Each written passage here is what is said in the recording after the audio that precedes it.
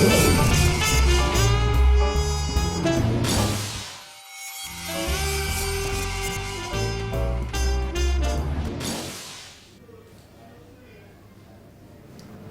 à tous et bienvenue dans cette nouvelle édition du quart d'heure de célébrité, l'émission qui donne la parole à ceux qui gagnent à être connus.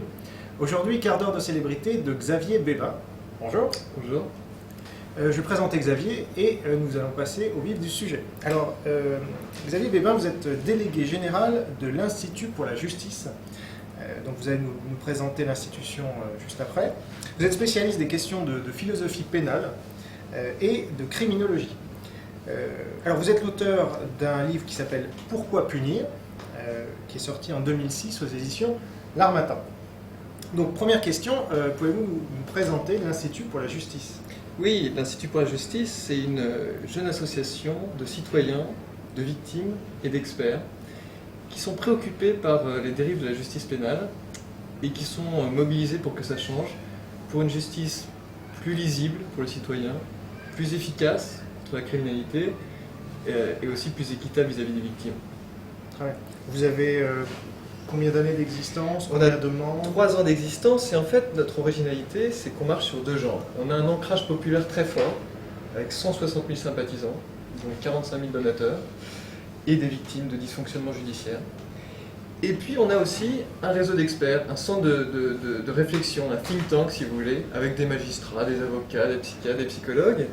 Parce que notre but, c'est pas seulement d'appuyer là où ça fait mal, d'être poil à gratter et de dire ce qui ne va pas, c'est aussi de réfléchir, de faire des propositions pragmatiques, d'être constructif et de dire comment on peut améliorer les choses.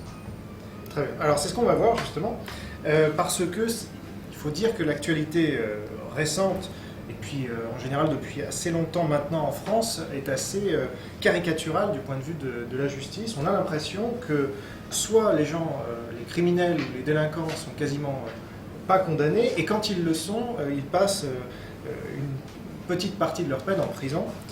Donc, je vous ai noté quelques exemples pour que vous nous disiez ce que vous en pensez, mais par exemple, nous on s'intéresse au cas de Marie-Neige Sardin, 25 agressions et toutes ont abouti à des non-lieux.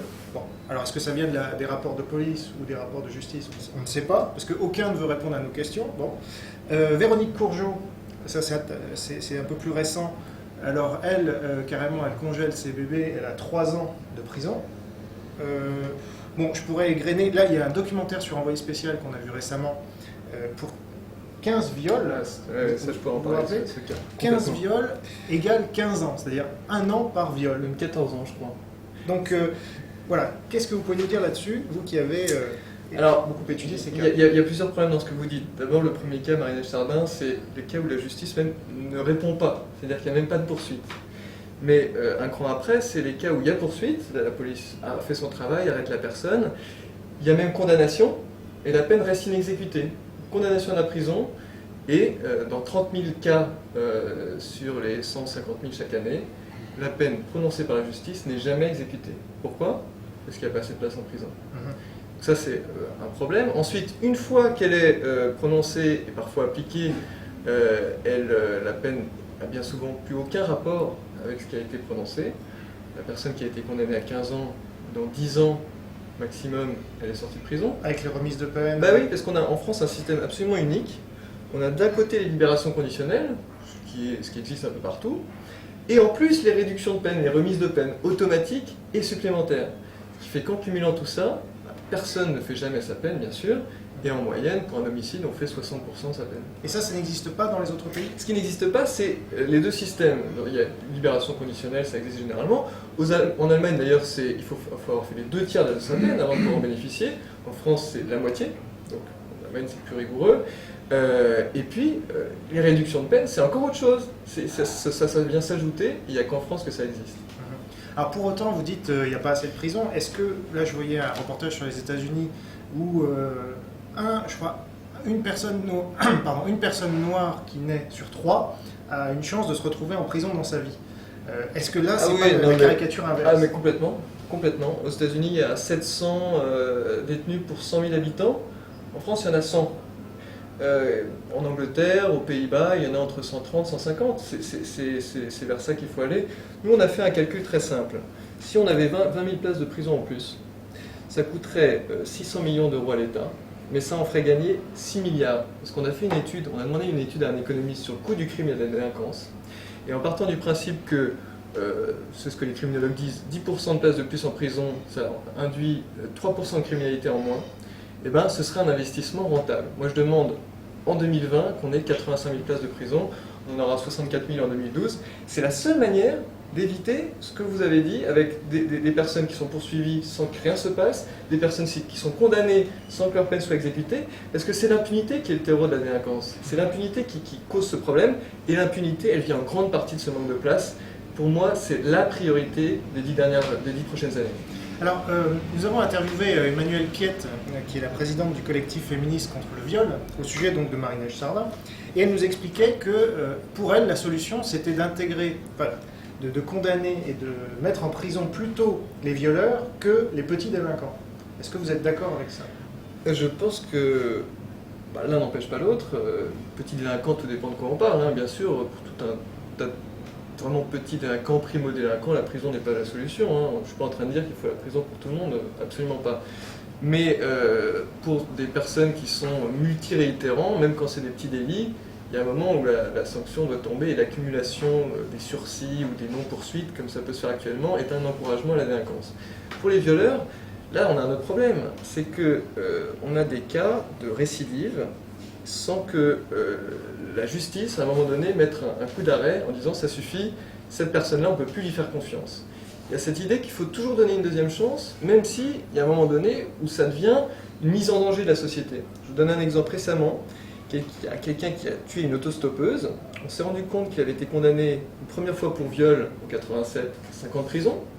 Dès qu'il était sorti, reviol, condamné à 15 ans de prison. À nouveau sorti, recondamné pour viol, à combien? 10 ans de prison. Donc, la troisième fois, là, il semble que la peine de 10 ans de prison, qu'il n'a pas fait entièrement, évidemment, il y avait même un juge d'application des peines qui a proposé de le remettre en liberté avant, comme si il n'avait pas fait la démonstration de sa dangerosité. Il y a un moment où la justice ne doit pas simplement prendre en compte le fait qu'elle doit juger, mais l'accumulation des délits antérieurs et des crimes antérieurs. C'est ça le problème. Alors certains, évidemment, vous diront, et on entend beaucoup dans la population française, beaucoup moins dans les médias, évidemment, mais certains vous diront, la peine de mort peut être une solution. Et moi, à titre personnel et d'enquête et débat, on milite pour le débat. Et le débat sur la peine de mort en fait partie. On s'étonne que ce débat-là soit absolument interdit aujourd'hui dans les médias. Est-ce que vous, à l'Institut pour la justice, c'est quelque chose que vous trouvez naturel de pouvoir débattre, ne serait-ce que débattre, hein, évidemment, de la peine de mort? Qu'on puisse en discuter, oui, mais en même temps, c'est pas un débat. Bon, l'Institut pour la justice est contre la peine de mort, mais surtout, c'est pas un débat intéressant dans le sens où même juridiquement, c'est plié, même ceux qui pourraient souhaiter la rétablir en ont l'impossibilité juridique totale. Donc, ce qui me semble vraiment important à l'Institut pour la justice, c'est de dire qu'il y a des personnes très très dangereuses, comme Fourniret, comme Baudin, comme Guy Georges. Eux, il faut les écarter définitivement de la société. Et on a un outil qui est tout à fait possible juridiquement et pratiquement, c'est la perpétuité réelle. Elle-même n'est pas appliquée aujourd'hui. Si on l'appliquait, ça réglerait complètement le problème. Et on n'aurait plus cette nostalgie qu'il y a dans certains milieux pour une peine qui n'ajoute rien et qui est contestable par ailleurs. Alors, cela dit, quand vous dites certains milieux, il y a quand même un sondage qui est sorti récemment qui établissait qu'à peu près la moitié des Français y étaient encore favorables. C'est pour ça qu'il y a un prisme déformant avec les médias qui n'invitent que des gens qui sont favorables. Moi, je pense que c'est un sujet dont on doit pouvoir discuter, mais encore une fois, c'est pas du tout le sujet. Si on veut faire bouger les choses, si on veut éviter la délinquance, si on veut éviter la récidive, c'est pas du tout le sujet clé. Très bien. Alors, on va continuer avec un sujet assez proche de tout ce qu'on vient de dire. Alors, vous parlez d'insuffisante fermeté vis-à-vis des récidivistes. Mais, encore une fois, quelle est la solution? On ne peut pas mettre tous les récidivistes en perpétuité réelle. Non, bien sûr que non. Alors, qu'est-ce que vous préconisez? Il faut prendre en compte la dangerosité. Dans lequel je vous ai pris, il y a bien un moment où l'accumulation des récidives montre qu'il y a une extrême dangerosité. Parce que d'ailleurs, le prédicteur le plus fiable de la récidive, c'est le nombre de crimes ou de délits qu'on a commis précédemment. Donc ce qui pose problème, c'est quand on a des personnes, d'ailleurs ça vaut pour la moyenne délinquance, les vols avec violence, qui peuvent accumuler 14 condamnations à leur casier, qui commettent une nouvelle infraction et qui sont jugés comme si c'était la première. Il y a un moment donné où, notamment pour les vols avec violence et le noyau dur de la délinquance, il faut que la peine et que la justice ait en tête la vertu neutralisante de la sanction. Parce que quand on a des personnes qui commettent plus de 200 vols avec violence par an, le noyau dur de la délinquance, c'est ça. C'est plus de 200 par an. Et bien, chaque année, derrière les barreaux, ça fait d'autant moins qui se produit dans la société. Et quand on est au bout de la 14e condamnation, on peut comprendre que ce soit 5 ou 10 ans de prison pour des personnes qui ont commis des actes graves. Le problème aujourd'hui, c'est qu'on fait comme si, à chaque fois, ils n'en étaient qu'à leur première fois. Et il y a un argument qui revient quand même assez souvent au sujet de la prison, c'est quand on met des gens en prison, au lieu de les réinsérer dans un deuxième temps, on va les exclure définitivement de la société. Et c'est vrai que pour connaître un certain nombre de gens qui sont sortis de prison, c'est quand même très difficile pour eux de retrouver du travail, de refaire leur vie. Donc est-ce que la prison, finalement, est la meilleure solution ? Ça, c'est intéressant parce que statistiquement, on observe que la prison n'a ni cet effet criminogène que certains dénoncent, ni à l'inverse, l'effet miracle contre la récidive. Mais à trop se focaliser sur la fonction de réinsertion de la peine et de la sanction, on oublie qu'elle a deux autres fonctions. Fonction de dissuasion. Là, quand on dit que l'impunité nourrit la délinquance, c'est le fait de ne pas avoir de sanction, de ne jamais être condamné à une sanction sérieuse qui nourrit la délinquance. Ça, c'est la fonction dissuasive. Et la fonction neutralisante, comme je vous le disais, pour des multi-réitérants, comme me disait un secrétaire général d'un syndicat de policiers, quelques années en prison, c'est d'autant d'années de tranquillité pour les citoyens. Et d'ailleurs, dans certains quartiers, quand le caïd est en prison, ça s'en ressent, le calme revient dans le quartier. Donc, on oublie toujours la fonction neutralisante et dissuasive de la sanction, et à trop se focaliser sur l'unique fonction de réinsertion, qui est légitime par ailleurs, mais on observe évidemment que sur cette fonction, la prison, mais pas plus qu'autre chose d'ailleurs, n'a pas d'effet miracle, mais ça ne veut pas dire qu'elle n'est pas utile. Encore une fois, statistiquement, les meilleurs criminologues disent 10% de détenus en plus égale 3% en moins de délinquance. Si on a 20 000 détenus en plus demain, on aura 10% en moins de délinquance. C'est la seule solution absolument claire que le gouvernement peut avoir aujourd'hui pour mettre un coup d'arrêt à la délinquance. Très bien, alors on arrive au terme du quart d'heure de célébrité de Xavier Bébin, donc je vais lui poser cette dernière question. Une fois de plus, je vais me faire l'avocat du diable, pardonnez-moi, mais il me semble que, par ailleurs, les caïds qui sont mis en prison, quand ils en ressortent, ça devient des héros dans leur quartier. Ouais. Donc ils prennent des galons. Oui, ils prennent des galons. Pourquoi ? Parce qu'ils y passent 3 mois. Ils sont condamnés à peut-être 1 an, ils en font en réalité 4-5 mois. Donc c'est pas une sanction. Et généralement ça aboutit après un parcours de délinquance qui fait qu'ils sont enfoncés dans la délinquance. Ils sont déjà très endurcis au moment où on va enfin leur mettre une sanction sérieuse et elle va être de quelques mois.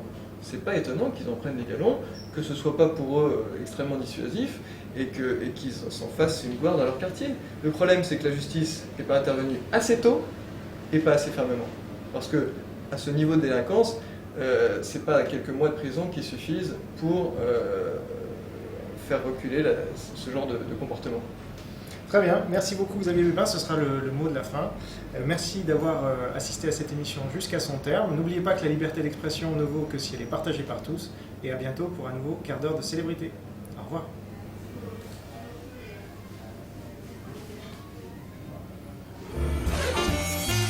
Oh.